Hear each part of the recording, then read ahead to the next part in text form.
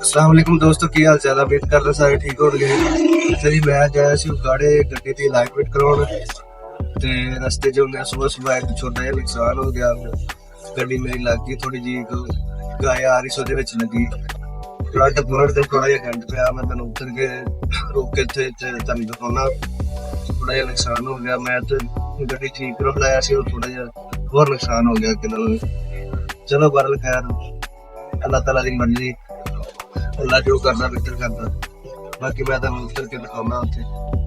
अच्छा जी, मैं जाना सी ATM पैसे कढाने थोड़े जे। हुण आपां चलने ATM ते लाइट बैंक दा ATM दपालपुर रोड ते सामने अपनी बैंक आ रही है जी। ATM तो पैसे कढाने फिर आपां जाके गड्डी दा कम शम कराउने ते ए सामने आ गया जी लाइट बैंक।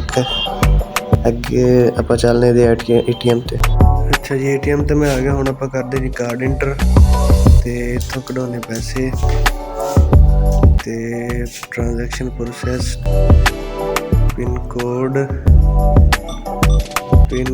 लाता जी। थोड़ी देर वेट।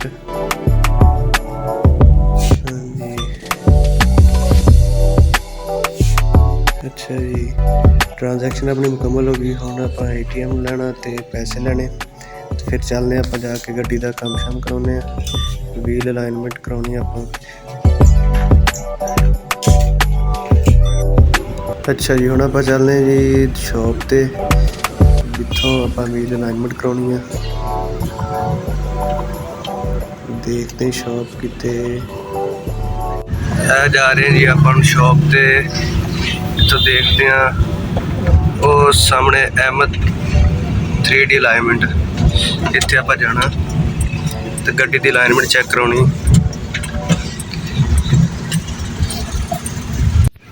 है सुबह जी जेड़ा एक्सीडेंट होया छोटा जिहा, गाय वजी अगों उपर डिग्गी बोनट ते। सामने बंपर भी थोड़ा जिहा टुट गया, बंपर भी चेंज कराउणा पैना ते सामने बोनट ते भी काफ़ी ज़्यादा डेंट आया। लेकिन चलो खैर भाई उन्हां दी शॉप ते लाए व्हील दी वैरायटी लगी हुई है।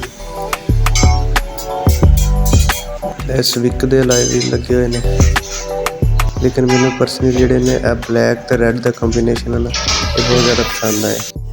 अपनी गड्डी दा काम स्टार्ट हो गया जी, अलाइनमेंट कर रहे ने। व्हील दे विचों कोई स्टड कह रहे ने खोल के वो चेंज होने ने, फिर नाल अलाइनमेंट होनी है। अलाइनमेंट डिस्टर्ब होने की वजह तो, बैलेंस खराब होने की वजह तो ना टायर जिहड़ा सी एक साइड तो ज़्यादा खत्म हो रहा सी जल्दी, इस वजह तो करवानी पै रही है। अलाइनमेंट लाजमी जी है ना, तकरीबन कोई 4-5 हज़ार किलोमीटर तो बाद लाजमी चेक करवानी चाहिए है। तो थोड़े जे सफ़र तो बाद टायर खत्म हो जाता, टायर दोबारा चेंज करवाना पैंदा है।